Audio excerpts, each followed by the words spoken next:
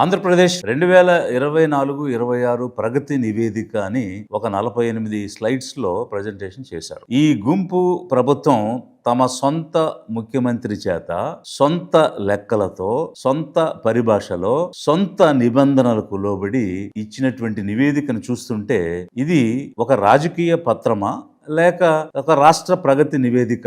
రాష్ట్రానికి సంబంధించిన government emblem ని వాడుకుని వాళ్ళ సొంత లెక్కలు ఈ రిపోర్ట్ లో పెట్టారా? ప్రజలు మీకు పరిపాలించమని ఇచ్చినటువంటి కాలాన్నేమో ప్రగతి అని, వైఎస్ఆర్సీపీ పరిపాలించినటువంటి కాలాన్నేమో విధ్వంసం అని మీరు అభివర్ణించారు. మీదెందుకు ప్రగతి అన్నారు, వాళ్ళదెందుకు విధ్వంసం అన్నారు అని లిబరేషన్ కాంగ్రెస్ పార్టీ ప్రశ్నించదలుచుకోలేదు. కానీ రాష్ట్ర ప్రజలకు, రాష్ట్రంలో ఉన్నటువంటి సామాన్యులకు, పేదల కోసం మీరేం పెట్టారు, మీరేం సాధించారు? మీరు ఇచ్చిన నివేదిక లెక్కలని చూస్తూ ఉంటే మీరే పరీక్ష రాసి మీరే మార్కులు వేసుకున్నట్టు ఉంది తప్ప నిజంగా ఒక స్వతంత్ర ప్రతిపత్తి కలిగినటువంటి సంస్థలతో కంట్రోల్ అండ్ ఆడిటర్ జనరల్ ద్వారా గానీ, ఆర్బీఐ ద్వారా గానీ, లేక నీతి ఆయోగ్ లెక్కల ద్వారా గానీ ఒక ఆథెంటికేషన్ ఆడిట్ అనేది లేకుండా మీ లెక్కలు మీరు ఒక రాజకీయ పత్రం లాగా ఉంది తప్ప ఇది స్వతంత్ర నివేదిక లాగా, ఒక ఆడిటెడ్ రిపోర్ట్ లాగా అయితే లేదు. మీరిచ్చిన రిపోర్టు, అందులో ఉన్నటువంటి లెక్కలు చూస్తూ ఉంటే మీరు ఆన్సర్ చేయని క్వశ్చన్స్ దానిలో చాలా ఉన్నాయి. ప్రజల పక్షాన లిబరేషన్ కాంగ్రెస్ పార్టీ కొన్ని ప్రశ్నలను సంధిస్తూ ఉన్నది. ఆర్థిక క్రమశిక్షణ భారాన్ని ఎవరు మోస్తున్నారు? ఏ వర్గాల సంక్షేమ హక్కులు ఆ వర్గాల జనాభా నిష్పత్తికి అనుగుణంగా అందుతున్నాయా? మీరు చెప్తున్నటువంటి పునర్జీవనం, అమరావతి, పోలవరం ఎవరి భూములను వాడుతున్నారు? ఆ భూములు ఇచ్చిన వారి ప్రయోజనాలు ఏ విధంగా కాపాడుతున్నారు? అప్పులు తెచ్చి మౌలిక సదుపాయాల కల్పన చేస్తున్నామని పెడుతున్నటువంటి పెట్టుబడులు నిజంగా ఎస్సీ, ఎస్టీ, ఓబీసీ, మైనారిటీ, ఓసీల్లోని పేద వర్గాలకు చేరుతున్నాయా? లేక మీకు నచ్చిన ప్రైవేట్ కాంట్రాక్టర్స్, కంపెనీలకు కాంట్రాక్టులు ఇచ్చి పర్సంటేజ్లు ముడుపులుగా తీసుకుంటూ కేవలం మీరిచ్చిన లెక్కల ఆధారంగా పెట్టుబడి వర్గాలకే అవి అందుతున్నాయా? లిబరేషన్ కాంగ్రెస్ పార్టీ రాజధాని నిర్మాణానికి వ్యతిరేకం కాదు. కానీ మీరు ఎంపిక చేసి నిర్మిస్తున్న రాజధానిలో సామాన్యులకు చోటుందా? మీరిచ్చిన ప్రగతి నివేదిక అనే రాజకీయ పత్రాన్ని క్షుణ్ణంగా పరిశీలిస్తే దానిలో 9 ప్రధాన అంశాలు కనిపిస్తూ ఉన్నాయి. దీనిలో తెలంగాణ రాష్ట్రంతో పోలిక, అప్పులు, జిఎస్డిపి, స్వయం సహాయక సంఘాలు, అమరావతి, పోలవరం, వృద్ధి ఇట్లాంటి అంశాలన్నీ కూడా మీరు మాట్లాడారు. తలసరి ఆదాయం గురించి మీరు మాట్లాడుతూ తెలంగాణతో పోల్చారు. భారతదేశంతో గానీ, మిగిలినటువంటి దక్షిణాది రాష్ట్రాలతో గానీ వృద్ధి రేటుని మీరు పోల్చలేదు. పైగా రాష్ట్రం విడిపోయేసరికి 30,000గా ఉన్నటువంటి తేడా ఇప్పుడు అది 124,000కు పైగా అయింది. ఇది వృద్ధి రేటు పెరుగుంటే ఇది కూడా అంతరం తగ్గుండేది అనేటువంటి వాదన. వ్యక్తి యొక్క కొనుగోలు శక్తి పెరగకుండా కేవలం వృద్ధి రేటు పెరిగితే ఇది అడ్రస్ అవుద్ది అనే దానిలో ఏ రకంగా అది లాజికల్ అవుతుంది? ఇక అప్పుల గురించి చూస్తే మీ మొదటి కాలంలో 28% పైన ఉన్నది, తర్వాత 33 అయింది, ఇప్పుడు 36 అయింది. అంటే జిఎస్డిపితో చేస్తున్న అప్పుల రేషియోని పరిశీలించి చూసినప్పుడు సంవత్సరం పెరుగుతూనే ఉంది తప్ప ఎక్కడ కూడా దానిని ఆపడానికి గాని, తగ్గించడానికి గాని మీరు ప్రయత్నం చేయలేదు. గత ప్రభుత్వం కూడా ప్రయత్నం చేయలేదు. మీ లెక్కలే మిమ్మల్ని సెల్ఫ్ గోల్లోకి నెట్టేస్తూ ఉన్నాయి. మీరు దీనికి ఇచ్చే సమాధానం ఏంటంటే గత ప్రభుత్వం చేసినటువంటి అప్పుల కోసం నేను ఇంకా కొత్త అప్పులు చేయాల్సి వస్తుందని చెప్తూ ఉన్నారు. అది ఏ విధంగా సమంజసం అవుతుంది? మీరు గత ప్రభుత్వం అప్పులు చేసిందని వాళ్ళ మీద నింద వేసేటప్పుడు మీరు అప్పులు చేయకుండా ఉండాలి కదా. మీరు దాన్ని మించి 33 ఉన్న దాన్ని ఇప్పుడు 36% పెంచి అప్పులు చేసి ఎక్కడైతే ముడుపులు ఎక్కువగా దొరుకుతాయో అక్కడ ఈ అప్పులన్నింటినీ కూడా పెట్టుబడిగా పెట్టి పనులు చేస్తున్నారనేటువంటిది జనంలో జరుగుతున్నటువంటి చర్చ. తెచ్చిన డబ్బంతా కూడా అమరావతిలోనే పోస్తున్నారు తప్ప రాష్ట్ర వ్యాప్తంగా అభివృద్ధి కోసం ఈ అప్పులు పెట్టుబడిగా పెట్టడం లేదనేటువంటిది ఇంకొక వాదన. ఉద్యోగులకు ఇచ్చేటువంటి జీతం చాలా భారం అయిపోయింది. రాష్ట్రానికి వచ్చేటువంటి సొంత ఆదాయాల్లో గత ప్రభుత్వంలో 123% ఉన్నదాన్ని ఇప్పుడు మేము 95%కి తగ్గించాం. 30,000 పైన ఉద్యోగాలు ఇచ్చినా కూడా ఆ ప్రభుత్వం డిస్ప్రపోర్షనేట్ రిక్రూట్మెంట్స్ చేసింది, అందువల్ల భారం పెరిగిపోయింది అని ఒక కథనాన్ని మీరు ప్రకటించారు. బట్ వాస్తవం ఏంటి? 2022 జనవరి 1వ తేదీ నుంచి రిటైర్మెంట్ ఏజ్ 60 ఉన్నదాన్ని 62కి పెంచారు. దానివల్ల రిటైర్మెంట్స్ లేవు, జీతాల భారాలు పెరిగాయి. 2024 తర్వాత రిటైర్మెంట్స్ వచ్చాయి, జీతాల భారం తగ్గింది. అందువల్ల 123 ఉన్నది 95కి తగ్గింది తప్ప మీ ఆర్థిక క్రమశిక్షణ వల్ల తగ్గినట్టు ఎక్కడ కూడా కనిపించడం లేదు. ఇదొక అంశం అయితే మీరు ఇలాంటి నెరేటివ్ ని ప్రజల్లోకి తీసుకుని వెళ్ళి మీరు ఏం చెప్పదలుచుకున్నారు అంటే రాష్ట్రానికి వచ్చే రాబడి అంతా కూడా ఉద్యోగస్తులు మింగేస్తున్నారు, వాళ్ళ జీతాలు పే చేయడానికే డబ్బంతా సరిపోవడం లేదు అని ప్రజల మధ్య ఉద్యోగుల మధ్య ఒక అంతరాన్ని సృష్టించడానికి, ఉద్యోగుల మీద రాష్ట్ర ప్రజల్లో ఒక వ్యతిరేకతను సృష్టించడానికి ఈ రకమైనటువంటి నెరేటివ్స్ మీరు ఈ గుంపు ప్రభుత్వం ప్రకటిస్తూ ఉన్నదా? మరొక వైపు లక్షల కొలది ప్రభుత్వ ఉద్యోగాలు ఖాళీగా ఉన్నా మీరు క్యాలెండర్లు ఇస్తాం, ఉద్యోగాలు ఇస్తాం, యువతకు భవిత కల్పిస్తామని చెప్పారు. కానీ ఆంధ్ర రాష్ట్రంలో నిరుద్యోగ యువకులకి లోకేష్ ఇస్తున్నామే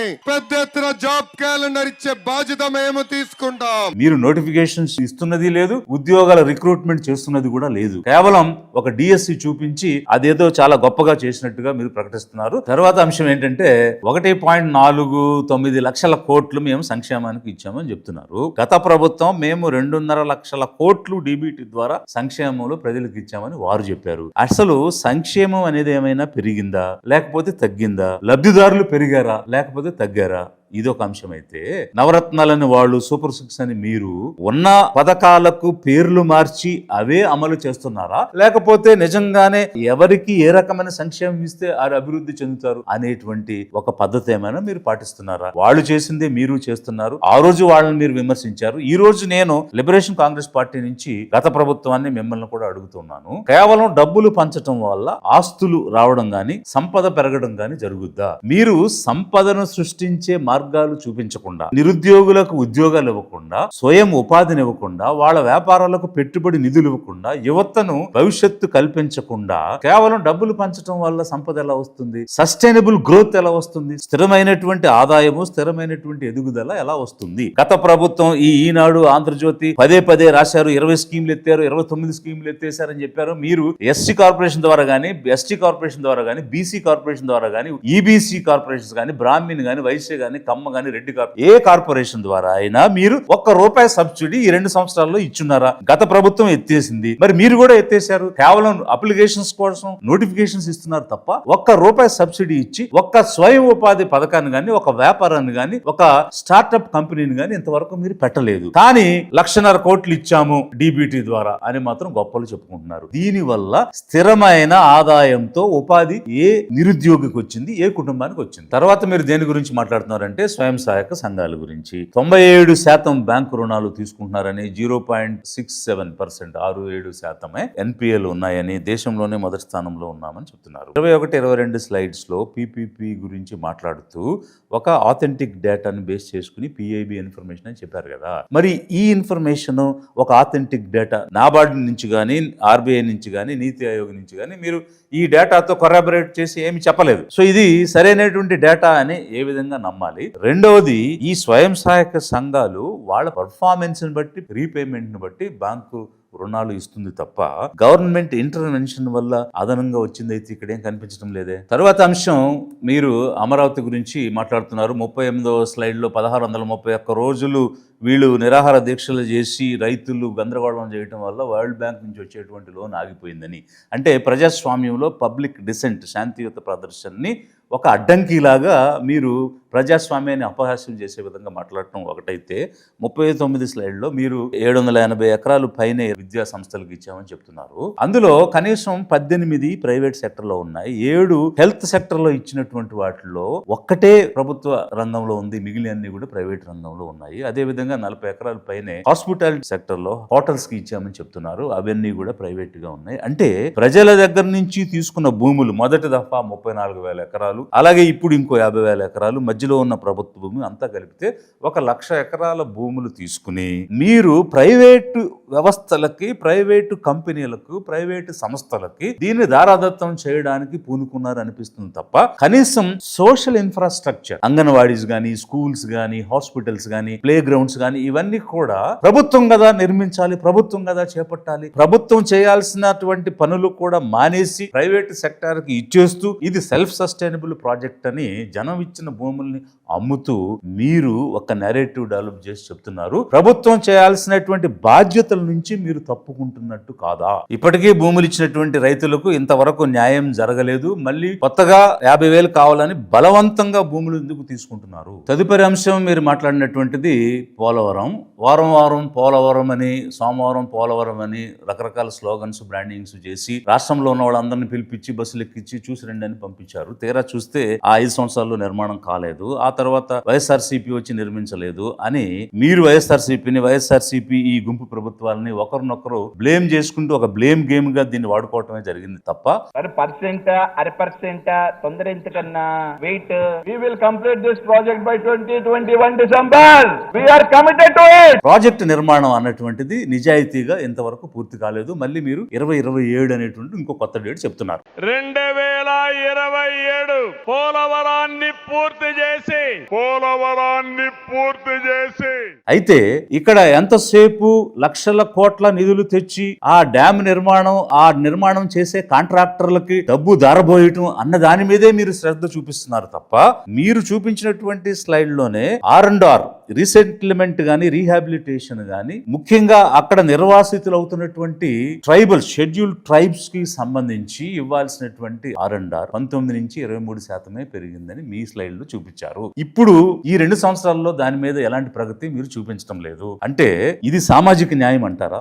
ఎవరి భూములైతే తీసుకుని ఎవరినైతే నిర్వాసితులను చేసి అక్కడ మీరు డ్యామ్ గడుతూ ఆ డ్యామ్ కోసం లక్షల కోట్లు ప్రైవేట్ కంపెనీలకు కాంట్రాక్టులు ఇస్తూ దాని వెనక ముడుపులు తీసుకుంటున్నారు అనేటువంటి అపవాదులు ఎదుర్కొంటూ పేద జనానికి మాత్రం మీరు న్యాయం చేయకుండా ఈ ప్రాజెక్టు నిర్మిస్తున్నామని చెప్తున్నారు. ఆంధ్రుల జీవనాడి పోలవరం అని మేము కలలు గన్నామని అర్ధరాత్రి కల వచ్చిందని చెప్పి ఇంతవరకు దీని నిర్మాణమే పూర్తి చేయలేదంటే తెలుగుదేశం గుంపు ప్రభుత్వానికి గాని వైఎస్ఆర్సీపీ ప్రభుత్వానికి గాని ఏ విధమైన చిత్తశుద్ధి ఉందన్నది ప్రజలు అర్థం చేసుకోవాలి. తర్వాత మీరు మాట్లాడినట్టు మరొక అంశం PPP పద్ధతిలో చేపడుతున్నటువంటి ప్రాజెక్ట్స్, దానికి సంబంధించినటువంటి ఉద్యోగ కల్పన. 23 లక్షల కోట్ల పెట్టుబడులని 20 లక్షల ఉద్యోగాలను మొదలు చెప్పారు. ఇప్పుడు మీరు ఇస్తున్న లెక్క ప్రకారమే 11 లక్షల కోట్ల పెట్టుబడులని 10 లక్షల ఉద్యోగాలని చెప్తున్నారు. దానికి PIB information, ministry of finance information ని జత చేర్చారు. ఓకే, అయితే అసలు ప్రభుత్వం నుంచి ఈ ప్రైవేట్ కంపెనీలకు వెళుతున్నది ఎంత? దానివల్ల ప్రభుత్వానికి గాని ప్రజలకు గాని చేరేటువంటి లబ్ధి ఎంత? ఇలాంటి అంశాలు ఏవి చెప్పడం లేదు. ఆ MOUల్లో గాని MOAల్లో గాని ఉన్న కండిషన్స్ ఏంటి, ఏమేమి గవర్నమెంట్ చేస్తుంది, ఏమేమి ప్రైవేట్ కంపెనీలు చేస్తాయి అనే దాని మీద స్పష్టత లేదు. ఎన్ని కోట్ల విలువైన భూములు ఇస్తున్నారు, ఎన్ని కోట్లు సబ్సిడీలుగా ఈ కంపెనీలకు ఇస్తున్నారు. ఫర్ ఎగ్జాంపుల్ కరేడు దగ్గర ఇండోసోల్కి 4,500 కోట్లు సబ్సిడీ ఇస్తున్నాం ఇండోసోల్కి అని జీవో ఇచ్చారు. ఇక్కడ అదానీ డేటా సెంటర్కి 22,000 కోట్లు సబ్సిడీ ప్రభుత్వం ఇస్తుంది అని చెప్పేసి మీరు జీవోలు ఇస్తున్నారు. అలాగే విద్యుత్తులో రాయితీలు ఇస్తున్నారు. నిజంగా రాష్ట్ర ప్రభుత్వం ఇచ్చే సబ్సిడీల విలువకి మీరు చెప్పే ఉద్యోగాలు వస్తే వాళ్ళకు పే చేసే జీతాల విలువకి పోల్చి చూస్తే ఏ విధంగా ఇది రాష్ట్రంలో పురోగతి అవుతుంది? ఇవి కేవలం శంకుస్థాపన రాళ్లేసి భూములు కొట్టేయటం తప్ప నిజ రూపంలో ఉద్యోగాలు వచ్చినటువంటి పరిస్థితి గానీ వస్తాయనేటువంటి దానికి నమ్మకం గానీ లేదు. కేవలం ఇవన్నీ కూడా అంచనాలే. బట్ నిజంగా ఎంతమంది నిరుద్యోగులకు ఈ రోజు ఉద్యోగాలు వచ్చాయి? ఇవన్నీ చూస్తుంటే మీరు ఇచ్చినటువంటి నివేదిక సామాన్యులు, పేదలు, ముఖ్యంగా SC, ST, OBC, మైనారిటీ, ఓసీల్లో ఉన్నటువంటి పేదలు ఏ వర్గానికి ఏ విధంగా ఈ ప్రభుత్వం ఈ చేసినటువంటి పనుల వల్ల మేలు జరిగింది, వారిలో వృద్ధి కనిపించింది, సంపద పెరిగింది అనేటువంటి లెక్కలు ఏమీ లేవు. మీరు చెప్పేటువంటి లెక్కలకి ఒక ఆథెంటికేషన్ లేదు. ఒక రిజర్వ్ బ్యాంక్ ఆఫ్ ఇండియా నుంచి కానీ, నీతి ఆయోగ్ నుంచి కానీ, కంట్రోల్ ఆడిటర్ జనరల్ రిపోర్ట్స్ కానీ ఎక్కడా కూడా ఎలాంటి ఉటంకించడం కానీ కంపేర్ చేయడం కానీ లేదు. లిబరేషన్ కాంగ్రెస్ పార్టీ ప్రజల పక్షాన ఈ గుంపు ప్రభుత్వాన్ని ప్రశ్నిస్తూ ఉన్నది, డిమాండ్ చేస్తూ ఉన్నది. మీరు ప్రగతి నివేదికలు ఇవ్వద్దు అని మేము చెప్పడం లేదు. మీరు ఒక పార్టీని ఇంకో పార్టీని విమర్శించుకుంటూ మీరిచ్చే నివేదిక మీకు అనుకూలంగా, వైసీపీ ఇచ్చే నివేదిక వాళ్ళకు అనుకూలంగా, మేము గొప్ప అంటే మేము గొప్ప అని మాటలు చెప్పుకోవడం కాదు, రియాలిటీలో ఏం చేశారు. ఇప్పుడున్నటువంటి ప్రభుత్వాన్ని ప్రశ్నిస్తూ ఉంటే మాకు లేబుల్స్ వేయడానికి ప్రయత్నం చేస్తారు కొంతమంది. ఏమిటి, ఈ పార్టీ వైపు ఉన్నారు, ఆ పార్టీ వైపు ఉన్నారు, ఇట్లా రకరకాలుగా లేబుల్స్ వేయడానికి ప్రయత్నం చేస్తూ ఉన్నారు. మేము స్పష్టంగా ప్రశ్నిస్తూ ఉన్నాము, మీరు వైసీపీకి భిన్నంగా ఏం చేశారు? వైసీపీ మీకు భిన్నంగా ఏం చేసింది? మీరు మాట్లాడిన మాటలే, మీరు పాడిన పాటలే వాళ్ళు పాడారు, మీరు పాడుతున్నారు. ఎక్కడా కూడా మాకు తేడా కనిపించడం లేదు.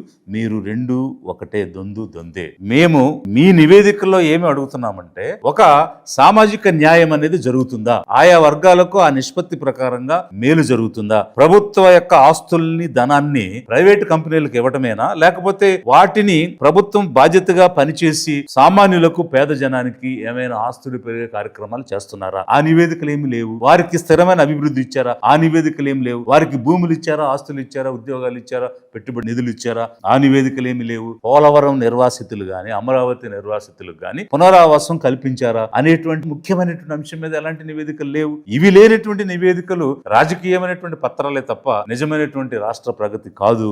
అధిక జనం ఆలోచించండి, గ్రహించండి.